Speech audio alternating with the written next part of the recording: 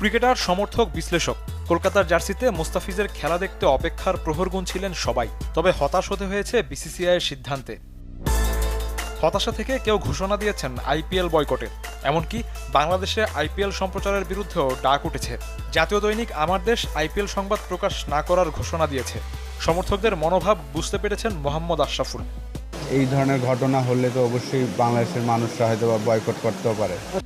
দেশের জন্য যা অপমানজনক বলে মনে করেন খালেদ মাহমুদ ও রাজিন সালে। বিশ্বকাপ নিয়েও দেখছেন নিরাপত্তার শঙ্কা। শুধু মুস্তাফিজের জন্য সিকিউরিটি পারপাস আর অন্যান্য আইপিএলের অন্যান্য প্লেয়ারদের জন্য সিকিউরিটি পারপাস লাগবে না। এটা বাংলাদেশ ক্রিকেটের জন্য অপমানজনক। আমি মনে করি এটা ইনসাল্টিং।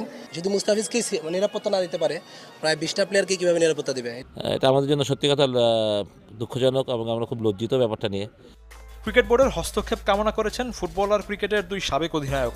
আশা করব যে এটা দুই দেশের গভর্নমেন্ট এবং দুই দেশের ক্রিকেট বোর্ড হয়তোবা এই বিষয়টা নিয়ে আলাপ করে ঠিক করে ফেলবে। বিগত সময় কিন্তু এই আইপিএলে খেলেছে। এই বিষয়টা আমার মনে হয় যে আমাদের ক্রিকেট বোর্ডেরও দায়িত্ব রয়েছে। ক্রিকেট বোর্ড এই দায়িত্ব চাইলেই এড়াতে পারবে না। মুস্তাফিজের পাশে আছে চলমান বিপিএলে তার দল রংপুর রাইডার্স। সুযোগ হারালেও সম্মান কখনো কেড়ে নেওয়া যায় না দাবি তাদের। সামাজিক যোগাযোগ মাধ্যমে ভারতকে উগ্র রাষ্ট্র উল্লেখ করে স্ট্যাটাস দিয়েছেন সাবেক ক্রীড়া উপদেষ্টা আসিফ মাহমুদ।